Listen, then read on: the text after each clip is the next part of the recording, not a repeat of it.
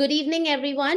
I, Saudamini Shah, on behalf of NAREDCO and NAREDCO NextGen, am honored and proud to welcome you all to the first session of NAREDCO Maharashtra's URBANOPEDIA. NAREDCO provides a platform for the government, real estate industry, and general public to address their concerns, find effective solutions, and work towards betterment of the real estate industry.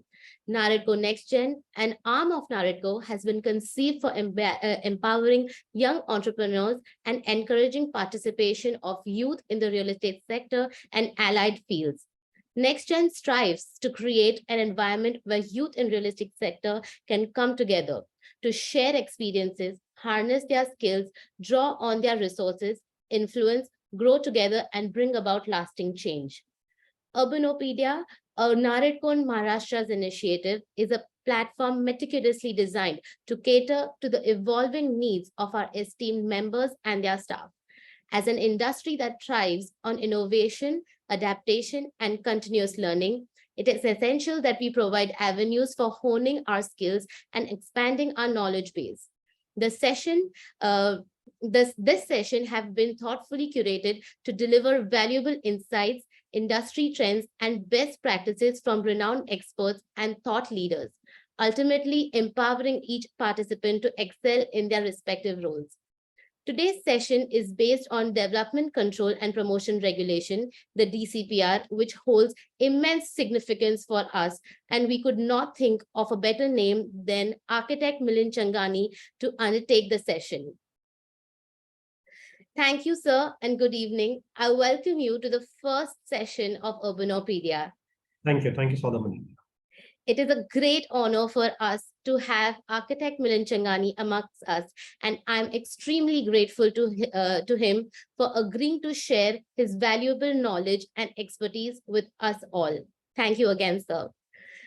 Architect Milind Changani, partner at CY Corp, BNSA, Stallion IT Solution, and Realink, the real estate app, has experience of more than 20 years in the real estate industry, specializing in redevelopment in the city with expertise in 33/7, 33/9, and 33/12, along with a wide variety of projects in commercial, residential, and institutional buildings across the city. He is currently the Honorary Secretary of PIETA, a member with MCHI Credi, NAREDCO, and many more associations. He has been delivering expert talks on the subject of redevelopment across the city. The firm CY and Changani, with Changani and Umesh Rao as partners, is doing more than 300 plus projects in the city and suburbs at present, and approvals of many cluster development schemes have been taken up by them in the last 1 year itself. Let us all give a warm welcome to Mr. Changani to share his knowledge and expertise with us all. In the meantime, for everybody who has any questions, you all can post it in the chat box below, and we will take it up depending on the timeline towards the end of the session. Before we hand it over to Mr. Changani, I would request Mr. Vishal Thakkar, Chairman of NAREDCO NextGen, to take us to a small journey of our upcoming event, Accelerate 2.0. Thank you, Saudamini, for the same, and welcome, Milind. And thank you, Milind and his team who have been gracing NAREDCO and the young developers with their knowledge to work on the various aspects and the regulations of DCPR and make your project more viable. Thanks, Milind, for the same. Taking you to the journey of Accelerate 2.0, I would thank the entire NextGen team who had actually worked very hard with the flagship event of NextGen Accelerate 1.0, which was last year, which was on sales and marketing. And 10 days prior to the event, we had to stop the registration as the session was jam-packed. This year, we have come up with the technologies in real estate. So the entire full day, you're going to have a lot of sessions related to technology in construction, technologies with digital transformations, AI-related softwares, and various other ERP and construction management, facility management softwares to manage your project, to take it to the next level. So I would request everyone to kindly block your dates for 4th of August, Sahara Star, and do register for it. Thank you. And I would now request Milind to take it over. All right, thank you. Good evening, everyone. Thank you, Saudamani and Vishal, for a warm welcome. And I really thank all the participants here who have come to listen. What I'll do is I'll start my share screen and first just give an outline as to what I intend to do. 1 minute. So the participants are totally aware as to the structure of the webinar today. As the topic holds that we are going to talk about DCPR and enhancing project success. I think it's a combination of which regulation to use, what is the process of the obtaining those approvals, and what combination of schemes can we go where maximum profits can be determined. So I'm going to talk about 5 basic regulations today. One is about 33.9 and the process how to obtain the approvals. It is on independent thing, so it doesn't depend on any other site parameters. 33.7 clubbing. There again, there are 2 different sites which are involved, but we're going to discuss what is clubbing and what is 33.7, not in detail, but what is clubbing FSI and how to obtain the clubbing FSI and what is the process for that. 33.11, 33.20B, we're going to discuss shortly as to what are the FSI parameters and what are the other planning parameters that you need to look into and the cost of each regulation in independence. And in the end, we're going to do a comparison between if you had similar site parameters and you had to undergo redevelopment, whether you would go in cluster redevelopment, whether you would go for 33.20B, whether you're going for 33.11. I think that's the challenge where each developer wants to face as to which scheme of combination can I enhance my FSI, optimize my FSI. And as my colleagues keep saying that we need to optimize the FSI, not maximize the FSI. But to maximize also, you need to have an optimum option available to you and which is going to be most cost effective. Apart from being cost effective, we are also going to discuss dependencies. If you involve combination schemes, what are the dependencies? And if those dependencies fail, your scheme can again fail. So based on that, I'm going to start my presentation now. So starting the first regulation, I think this is the flavor of the season. And a lot of emphasis has come to 33.9 because of various notifications and the discount schemes available. To begin, I'm going to start with the process of approval because I think a lot of the developers don't know what is the process for approval, what are the documentation that needs to go. And regulation is the DCPR regulation on the FSI parameters are clearly mentioned in the book. At the same time, the 8 July 2021 notification, which has enhanced the incentive. But let's talk about briefly on the process of approval. So any cluster redevelopment, you need to submit to the various independent building proposal department. If it's Western Suburb, Western, Eastern, City. And along with your submission, the most crucial 2 documents that are required, which is a prerequisite as it is mentioned in the regulation itself. So it is not an option. Under 33.9 subclause 2, it mentions that you need to submit your environmental impact assessment and traffic impact assessment, which caters to your local level as well as city level impact. And unless you have these 2 impact assessment reports, your submission will not be accepted. And for this to be there, your proposed plan has to be totally ready. So one cannot go to building proposal just with ownership document and title document and consents. You need to have a proposed plan in place and you need to have these 2 reports ready with you. Consents minimum 51% building wise or 60% in the scheme. Title search and ownership, you need at least 70% of the title of the development registered document with you. If there are any reservations, then probably departmental NOCs or remarks, but that can be taken at a later stage as well. But the first few which I mentioned are compulsory. And once you do that, then what happens is there are 5 basic steps that needs to go in. First, a basic approval is made as to whether this entire cluster, what is the boundaries itself. So you put up the report to the municipal commissioner with the points certain for municipal commissioner and certain which need to go to the high power committee. HPC stands for high power committee. Then an agenda is set for the high power committee and it is circulated to all the members. Now, who are the members basically here? There is the municipal commissioner, There is a MMRDA commissioner or his representative. There is a joint CP traffic, MARDA CEO, and PWD department and the chief in a DP. These are the basic 6 members who have to be present there.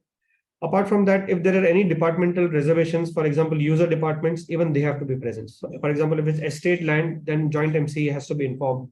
If it's SWM department reservation, then they have chief in a DP of that department has to be present. And in the HPC, those collective points are taken up and decisions are taken.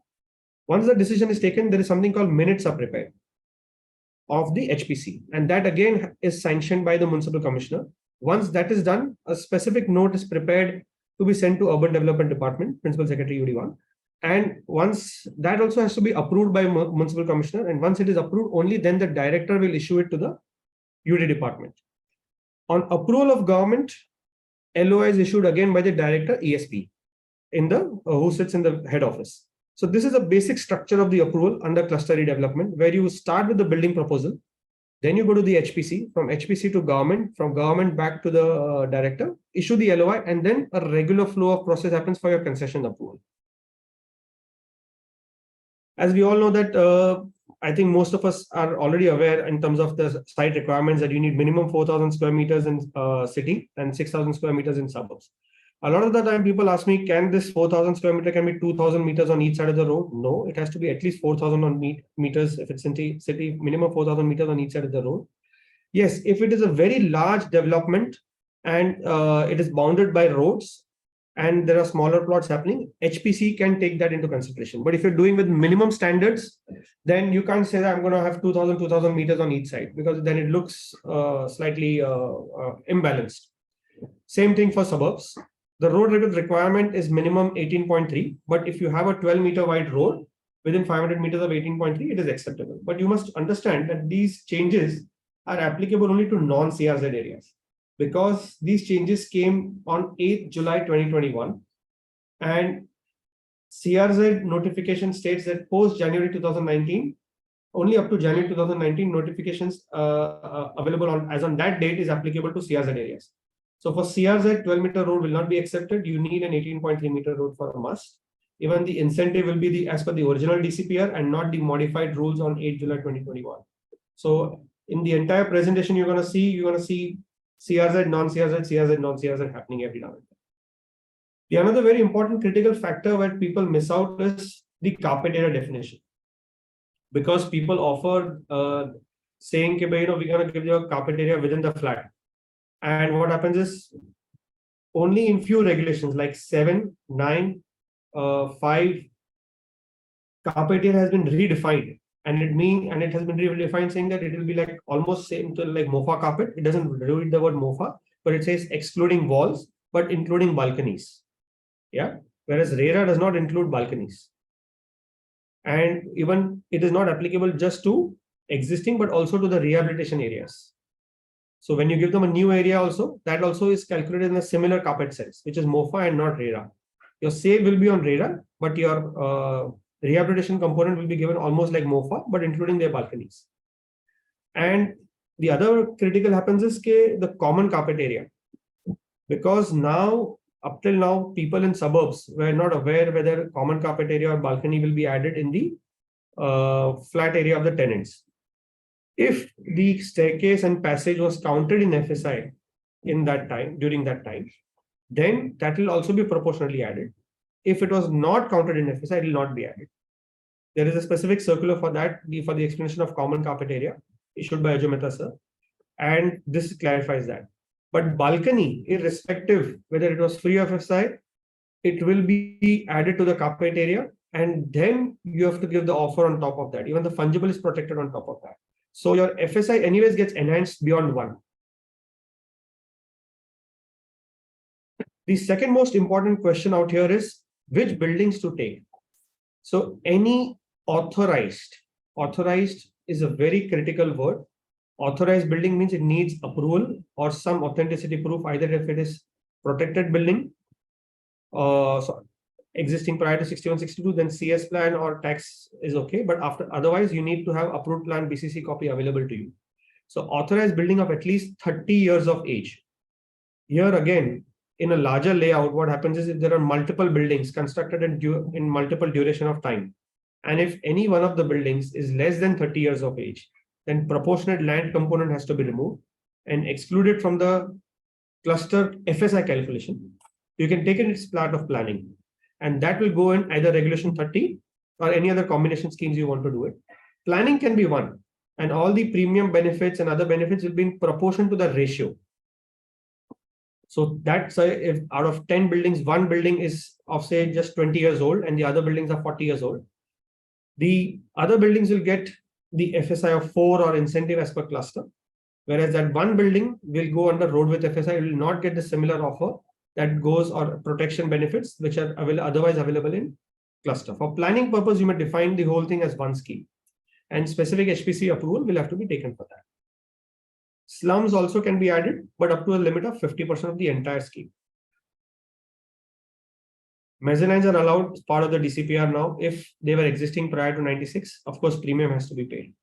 In terms of land pooling, this is one scheme which allows you to take land of collector, land of BMC, land of MARDA, land of any other department can be taken. And yes, you need the NOC from that particular department. If not, then another committee is set up called Empower Committee. And that will then give the hearing to all of them and take a decision thereafter. Key things, consents now have to be notarized, but if it's in CRZ, it will become registered. Minimum area is 35 square meters, but if it's in CRZ, it will be 27.88. Table A and B, what you see on the middle and the right, in the middle is actually applicable only in CRZ because that was the original notification. And on the right is the one that will be applicable to all other areas. And that has been greatly enhanced. So most societies will now benefit a lot, or even tenanted properties where the plot area is available to you will benefit a lot. Between 10 to 35% basic or इसके ऊपर fungible protected है. So you have to understand that it's not just 27.88 becoming 35 square meters plus 10 to 35% depending upon plot area into 1.2 is a protected built up into 35% is the protected FSI available to them. So indirectly at times it goes between 50 to 60%. Of course, it's not necessary to offer the entire fungible to them. You may offer less and the balance remains unused. If they're ready to pay up for the difference of money for a cost, I think it makes sense where it becomes a win-win situation for developer as well as the rehabilitation members, where because there is a construction cost involved, there are other premiums which are on the total construction area. So fungible may be free, but there are a lot of 8 to 9 different premiums on total construction area. So that cost adds up, and if that is compensated along with the administrative fee to the developer, I don't think he'll have a problem if there is no height restriction. Incentive, again, in CRZ, the original DCPR will apply. And in non-CRZ, it becomes almost 85 to 130%. And now this is a clincher because not just the rehab area increase, no matter if legally, if you have to give more, your incentive also becomes more. So any other scheme, even in suburbs, schemes are becoming incentive. Even in city, the schemes are becoming incentive, provided they have consumed their full potential FSI. If they have not consumed the full potential FSI, there will be some MARDA surplus. But still, nevertheless, these schemes become cost-wise most feasible in terms of cost.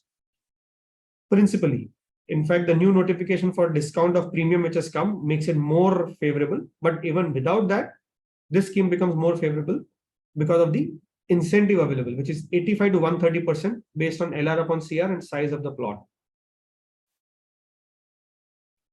Open space, all the side open space can be condoned by municipal commissioner. Whereas the front open space, if you want condonation, please remember, neither the municipal commissioner nor the HPC has a power. You have to put up the point for HPC to send it to the government. So if you're thinking in 33.7, for example, you can get 1.5 meter open space of the front side, road side. In 33.9, you cannot unless the government approves it. Otherwise, you have to provide minimum 3 meters. Or if your road width is 12 meters, then you need to provide minimum 4.5 meters. The other critical aspect, which is a planning constraint, which becomes in 33.9, is your LOS requirement. In 33.7, for example, was 10% is required. Here you need 10% plus additional 10% under subclause 13.11 of 33.9. This can be adjusted against any built-up reservation amenity. उसका proportionate line component निकाले, उसके सामने adjust हो सकता है. अगर कोई reservation नहीं है land के ऊपर, then this 10 plus 10, 20% has to be provided. And today's MOEF regulation and the Supreme Court order stay on the High Court order, this entire 20% will have to be given on Mother Earth. This becomes a planning constraint. So if you have height available to you, this can be definitely be tackled around. Another good change that was brought in 33.9 is a definition of composite. Now, first, let us understand what are the benefits if your building becomes composite. If your building becomes composite, staircase premium is 0, which is never the case in suburbs. So, and this is a huge cost. Staircase is ready reckoner into 25%, and it goes in crores. If this becomes 0, substantially the cost comes down. Up till now, the thought process of doing composite was it has to be in the same tower. Your rehab and sale has to be in the same tower. Whereas now in 33.9, only for 33.9, it's been redefined that as long as it is connected somewhere by basement or podium or a dead wall, it says comprising of all wings. Wing definition of a wing is there in the definition, is there in the DCPR. So if you see that definition, it says that if it's as long as it's connected by a dead wall, podium, or basement, it will be treated as composite. So you may have a separate tower in planning for rehab and a separate tower for sale. And as long as you're connecting at some point, it will be called composite. And if your incentive is within 100%, the scheme is composite. If your incentive is 130%, I recommend that for that 30%, make a separate tower, treat it as a non-composite, and make regular payment. Whereas for the rest of the wings, treat it as so up to 100% make planning says here it's as one, and the incentive beyond 100% you can plan as a separate wing and pay regular premiums for that. The other advantages in rehab, you get 2-meter passage, irrespective of the length of the passage. The regulation similar to SRA.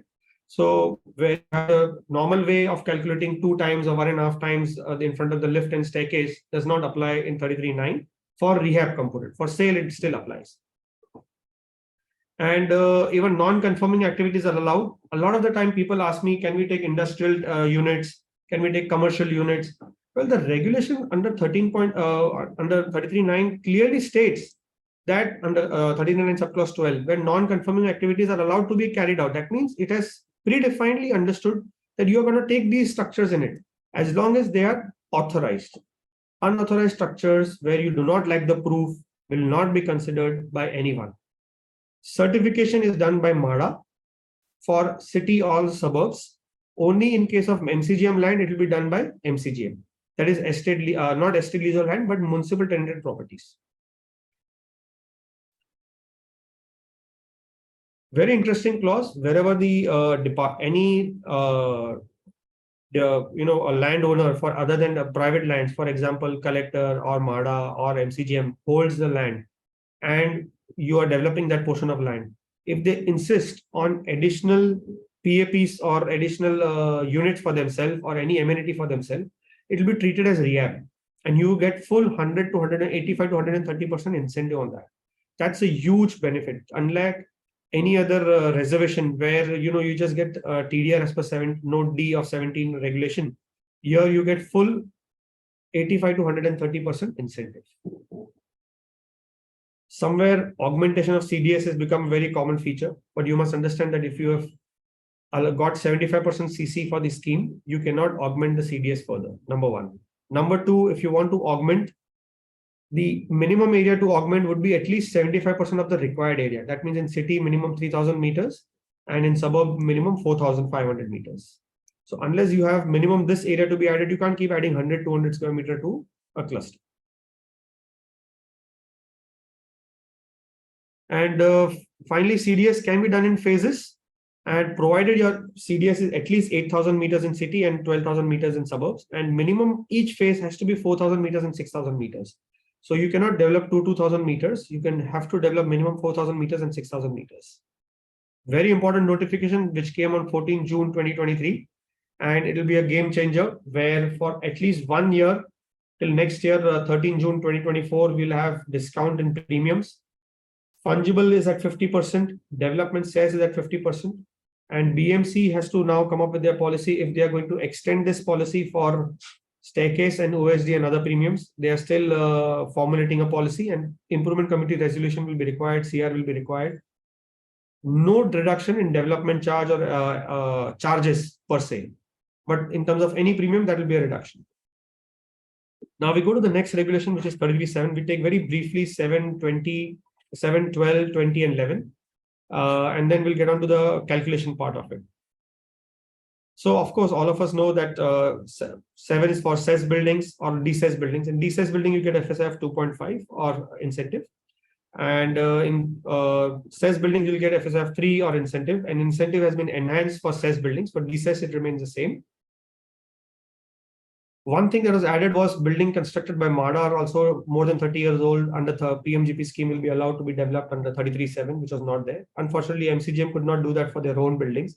And they came up with 33.24, which is hardly lucrative enough to be developed for development. So this is the new incentive parameters, which is 75% to 90% or 100% depending upon your number of plots. And minimum area to rehab is 5 to 15%, whereas in cluster it was 10 to 35% minimum more, which is, and here the minimum area is 27.88 plus 5 to 15%, and in cluster it was 35 square meters plus 10 to 35%. So a lot of enhancement goes to even the tenants to go in for a cluster redevelopment scheme. A lot of enhancement goes to the developers because he gets more incentive, and the landlord benefits because more the sale FSI, the more the component he can extract from a mutual relationship from the developer. Now, why did this clubbing factor came in? There were a lot of restrictions from defense, such as in Mazgaon or in Kolaba areas. There was railway buffers, airport authority buffers, or even in BCD areas where the access roads are not available because there is a notification. DCP has already published that unless you have 9-meter physical road, you cannot go full 70 meters. Of course, a couple of months ago, I think the government of Maharashtra made certain announcements to allow development of 6 meters, but the modification or the gazette for that has not been published yet. So all this restriction prevents the smaller plots to consume the FSI or even larger plots to consume the FSI depending upon the height restriction available to them. So what happens to this unused FSI? Just getting TDR was not helping because the cost was not getting compensated. So on 8 July, even clubbing came in, and very interesting, you have to pay 30% difference of the land value and not sale value, which is there in 33.12, sorry, not 12, but 20B and 11, where if you do clubbing of schemes of 5 kilometers, you have to pay the difference of sale value at the rate of 40%. Whereas in 33.7, it's only 30%, and that too at the land value. Plus the distance is 10 kilometers. Of course, the hardship for this has to be got approved first. Now, what is the procedure for obtaining clubbing approvals? So a lot of the time people keep asking, of course, there is a policy being drafted on this, and the MCGM will come up with the policy, but more or less we have taken various approvals, and this is the policy in principally, I think they have also in agreement. First is to make an integrated development scheme plan. What is that? That includes that the generating plot, which is generating the FSI, along with the plots which is going to give the FSI. The proformas are displayed on the same ground floor sheet, and it is then submitted to the municipal commissioner for concession approval from the generating plot. So the sub-engineer of the generating plot has to be made the application that I need to, this is the generating plot, and I need to give it to these plots. You may keep adding the plots later also if you don't are able to give the entire generating FSI in one go. You can do it multiple times, but if you get it, of course, it saves a lot of time and effort. And a letter from the generating plot is required at this stage that I'm going to give my FSI to such and such person.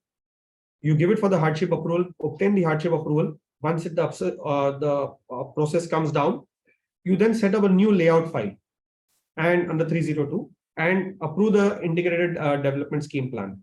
And that plan is then given to the receiving plot to attach, and the first sheet of the receiving plot also will be the same IDS. Only in case of municipal tenanted schemes or leasehold plots, a formal NOC from the department is required before the issue of this IDS plan under the layout.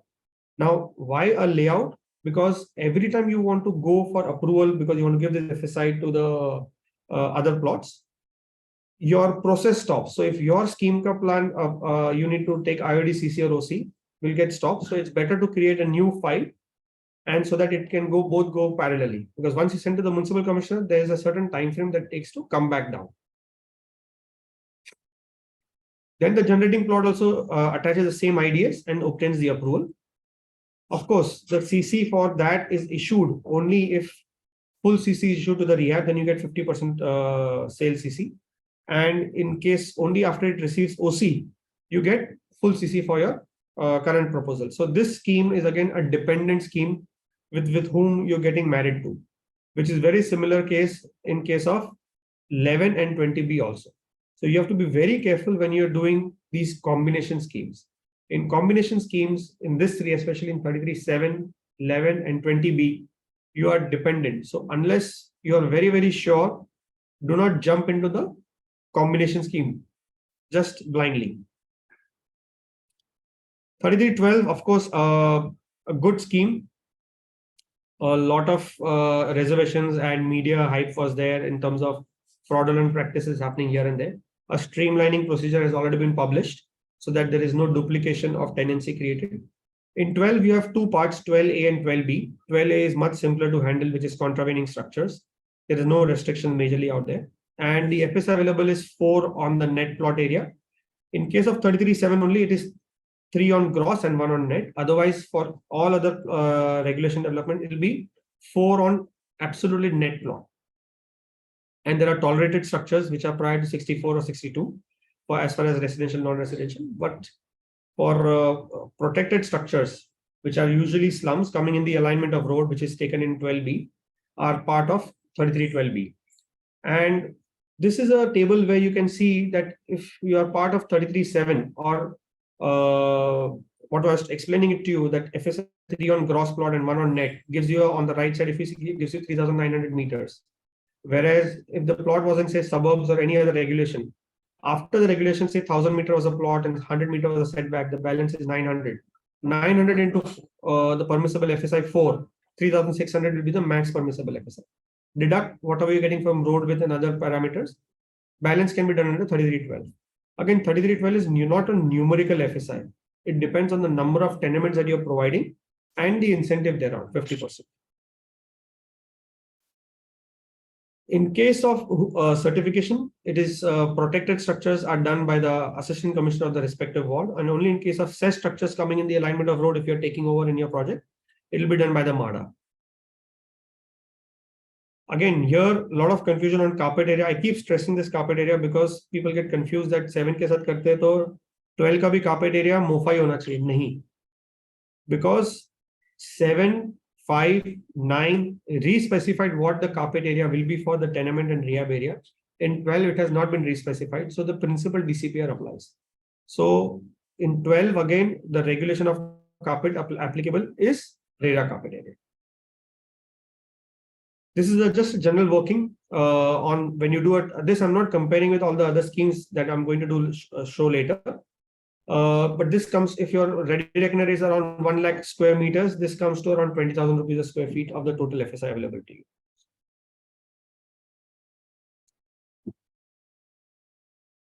Now, this was a new policy which has been published under 3312B, where it says, that you can't just take any road development. You have to prioritize 3 roads for development.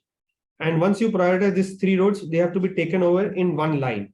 And first the tolerated structure shall be removed and then the other one. And the bottleneck policy is to be followed.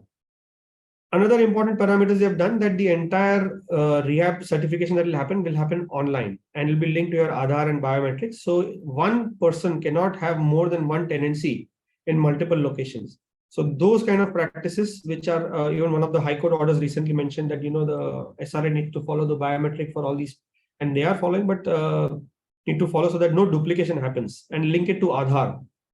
So I think that is already started and NOCs have already been issued. And to get your plans approved, you need to obtain advance possession from them. That advance possession comes when you hand over the vacant structure, it is demolished and the site is taken over by the department. A lot of the time people ask us, and there has always been confusion of, can we give larger flats? And few approvals did happen in the initial stages where larger flats are allowed. In 12A, there is no restriction. In 12B, there is a restriction and you have to give them minimum 27.88 and plus the fungible area. That is around 410, 420 square feet, depends on the planning. This was another important notification where if the scheme is done with 33.7, your premiums of 33.7 are applicable to the rehab component of 33.12 as well. So your staircase premium becomes 0, your OSD becomes 2.5%. For the sale component, regular premiums are applicable as on date. And this notification also clarified that you need to provide 3 on gross plot and 1 on net plot. So the government of Maharashtra came up with a good booster when it came to 33.7 and 33.12 being combined, which is why it is more popular in city than in suburbs. So 33.11, I'll very briefly take over. Yes, you need minimum 12-meter road for an FSI of 3 to be done under 33.11. The planning authority is SRA. And if you have an 18-meter road, you can get up to FSI of 4, where your basic zonal FSI may be 1.33 or 1. Beyond that, you have to do a sharing of 37% goes to the developer, 63% goes to the for the SRA transit component. And if it's in suburbs, it is 50-50. You have to understand here that in case of clubbing, which you're allowed to do up to a range of 5 kilometers, you are highly dependent on the other person. Say you need only 2,000 square meters, and the other team has more than 5,000 to 6,000 square meters of PAP to be developed. Unless he finishes his and hands it over and gets OC, you are not going to get CC. And this scheme, if he's going to construct and sell, why would he come to you for any transit? He is coming and marrying to you so that his funding becomes easier. So when you do a clubbing scheme, whether it is 11 or 20B, you're totally dependent on the other plot and the other developer to finish the project. Unless both the projects belongs to you, then you're totally confident. But if it's not, then you have to have a dependency and you have to select a scheme. For example, if you need 2,000 meters, don't go to a site where there is 20,000 square meter to be generated. Go to a site where it is another 3,000-4,000 square meters. So it's a smaller project. So relatively, when the construction sequence are happening, okay, at least in 1 year, I'm going to get this FSI while I do my basic construction. If you don't keep that in mind, you may finish your construction and then you'll have to stop your project beyond a certain time. And then it creates more problems for you in RERA and other aspects where, timelines are very critical. At the same time, the ready reckoner rate, if it's too wide, you have to pay 40% of the sale value as a difference as unearned income to the department. All the other planning parameters for 11, there is an advantage. It is on par with slum. Premiums are on par with slum, which is slightly disadvantage in 20B. So 20B will just go very briefly again. There is no minimum plot area requirement, but there is a road width requirement, which is very similar as we just discussed in 11, which is 12 meters and 18 meters. LOS here is not 8%, which is in case of 11, because it is on par with 10. Here you have to give regular LOS, which is 15 to 25%. You also need to provide your amenity space, and minimum 25% has to be provided convenient shopping. At times, it is very difficult to provide this convenient shopping within the same layout. And again, the premium difference for clubbing is 40% of the sale value, not land value. This is a basic DCPR chart where up to 12 meters and 18 meters in city. Again, the sharing is very similar to 11, where it is 37% and 63%, and in suburb it is 50-50. But fortunately, MCGM came up with a new guideline on July 2022, where they said that you can go up to zonal FSI in each plot, and only the balance can be done under 3320B. So if your permissible FSI, for example, was as per road width 18 meters, say in city was 2.4, then only the difference has to be taken from 3320B.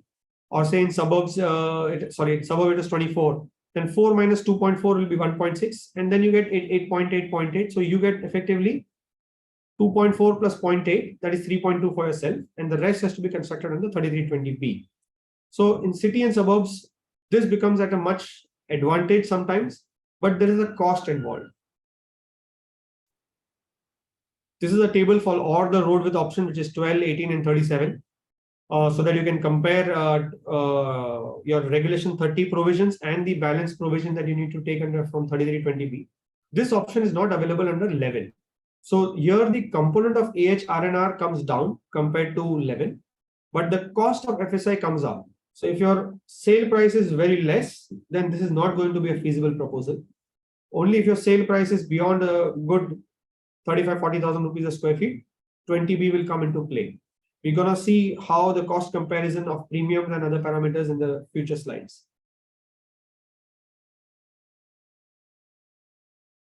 Premium for the 20B component only will be 2.5% for the AH and the RNR and the relatively proportional component. And for the rest, it will have to be regular premium. So that makes a difference in 11, because in 11, the entire component gets subsidized premiums. And again, offsite infrastructure has to be paid, which is 7% in case of 20B. And yeah, so this is an illustration that we're going to see for combination of the scheme that we are talking about. And what we realize that, at least where the ready reckoner rate is higher, even in suburbs, the cost of FSI comes to 30,000 rupees a square feet. So I was talking to you that if your sale price, unless it is at least 45,000 rupees a square feet, these schemes don't become very viable even in suburbs. We're now going to compare all the three possible schemes, which is 33.9, 11, and 20B. So in C9, you have the minimum plot area requirement, whereas in 11 and 20B, there is no minimum plot area requirement. In 9, again, minimum road width requirement is 12 meters and up to 18 meters. Whereas in 11 and 20B, minimum 12 meters is required to go up to FSI of 3. Whereas if you have 18 meters and plus, you can go up to FSI of 4. These are the other planning parameters we're going to discuss. So that before you get to the FSI, one must know what are the planning parameters as well. In 9, you need at least 10 plus 10, 20% LOS. In 11, 8%, and in 20B, 15 to 25%.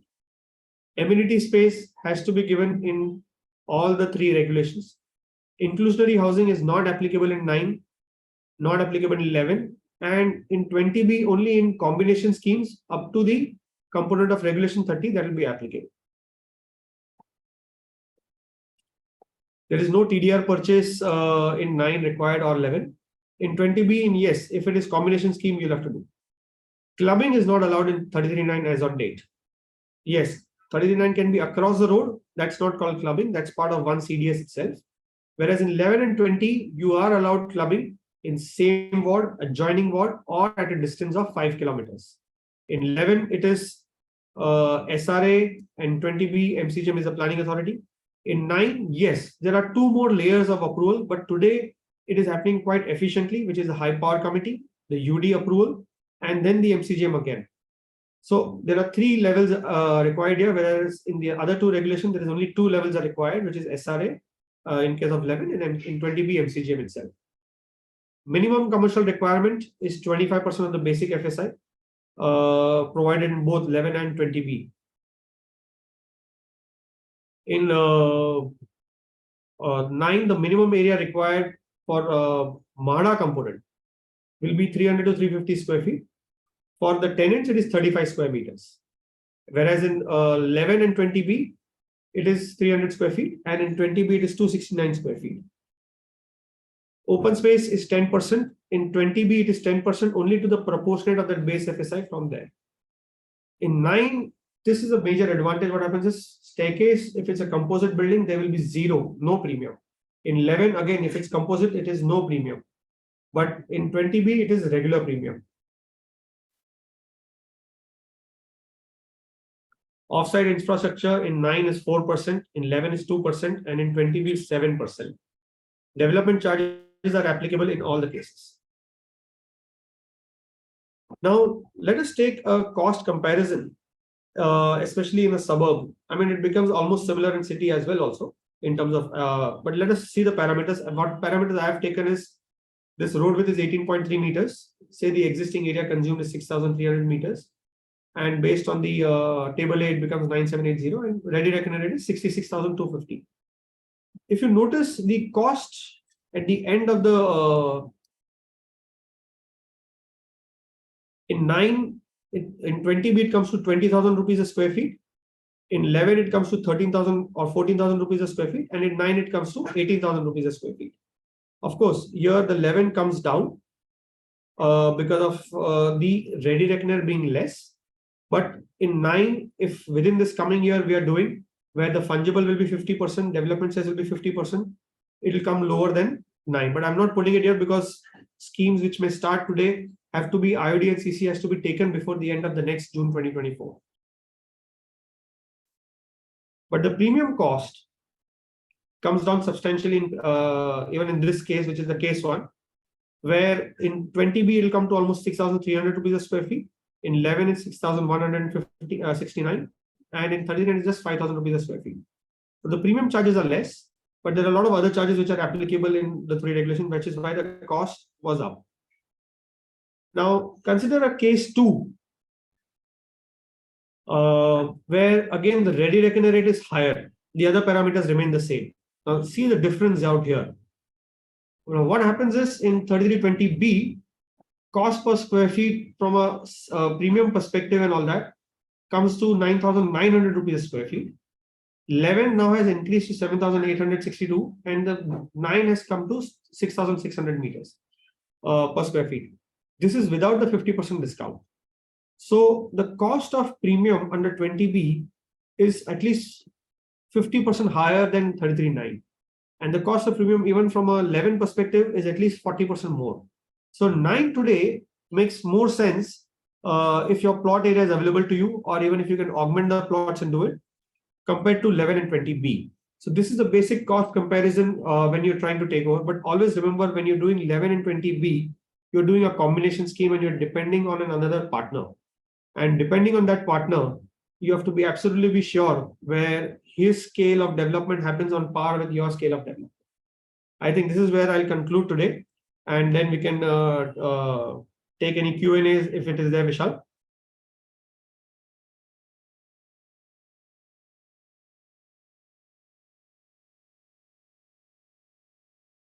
Vishal, are you there? Viresh? Yes, Milind. Yeah, I think it was quite a marathon, long without a break.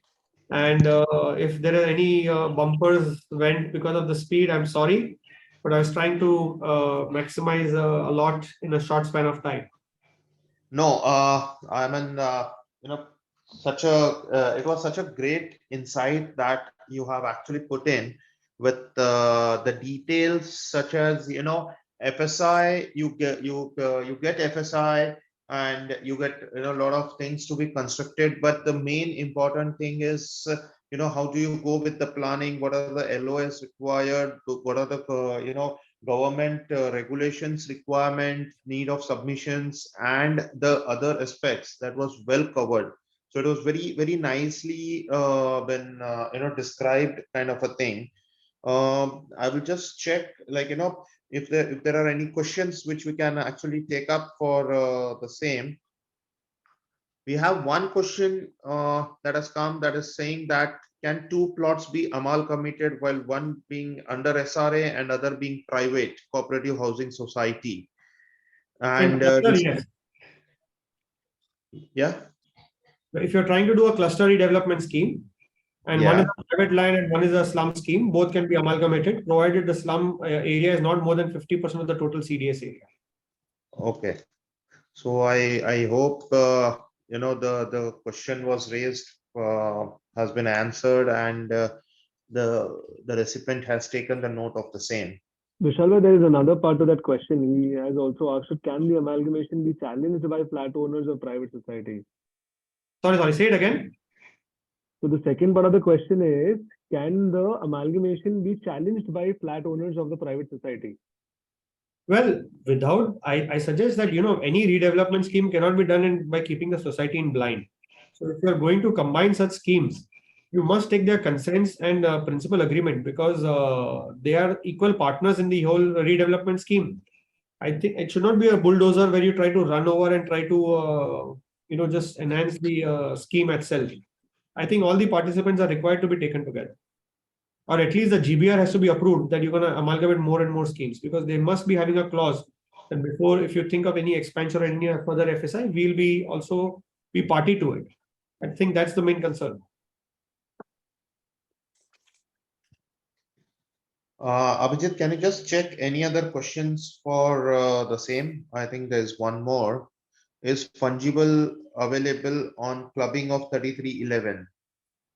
No. Okay.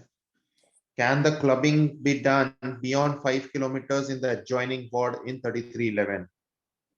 So it says the scheme itself talks about same ward or adjoining ward. It does have a provision. Yeah.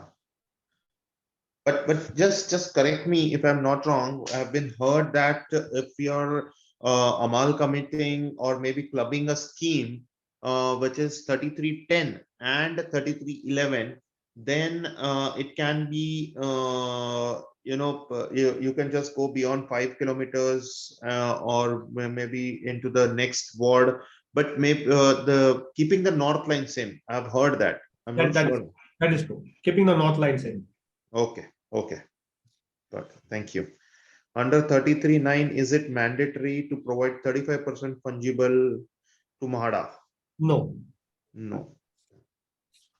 So it's just the basic area. Whatever the MAHADA share comes, only that much we need to give it to MAHADA. So balance to fungible is not compulsory. That can be used for sale.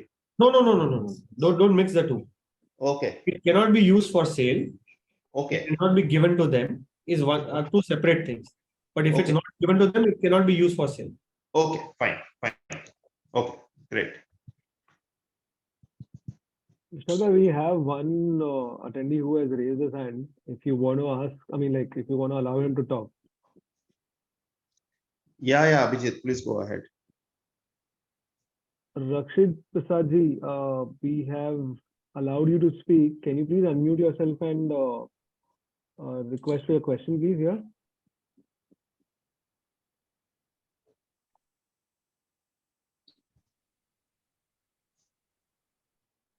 No, I guess he's not answering. Okay. There's one question, Milind, but I feel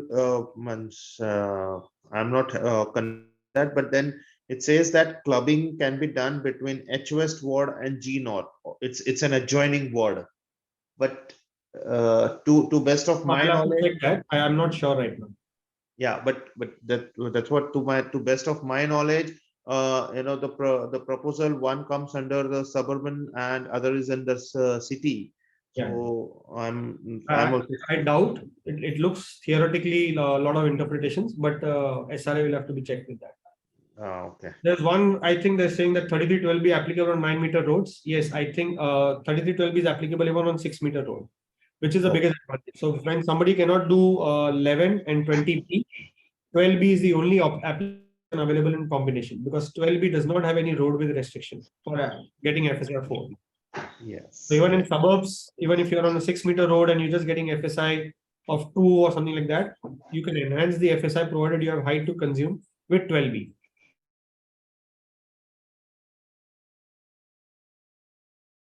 That has been asked that share a notification for clubbing beyond 5 kilometers, but there is no such notification. Whatever is mentioned, it's in the 10 DCPR. kilometers only for 7, and it is part of the 8 July 2021 notification. For any other clubbing is DCPR only. Correct. So, yeah, I think thanks Milind, and now I would request Kunal to take over for the same. Kunal. Yeah, thank you, Vishal. I'd like to thank you so much, Architect Milind Changani ji, for such a delighted, knowledgeable session. I believe your words will help us navigate the complex landscape of urban development while ensuring sustainable practices, optimal land use, enhanced aesthetics, and public safety. I would like to extend my thanks to all participants present here today. Your enthusiastic attendance gives us confidence that these sessions are a step in the right direction, and the knowledge sharing and learning is the only way to grow as individuals and industry. I'd like to extend my sincere appreciation to our Mr. President, Mr. Sandeep Runwal, for his invaluable guidance to initiate this practice and putting the session together. I would also like to thank the NAREDCO Maharashtra team for working hard and ensuring that session was organized and executed to perfection. It is always encouraging to see support from the industry when we initiate new practices, and with everyone's participation, we hope to continue hosting URBANOPEDIA sessions and create an environment conducive to learning and growth. Once again, thank you, everyone. Thank you so much. Thank you, everyone. I'll close it. Thank you, Milind. Thank you. Bye. Thank you.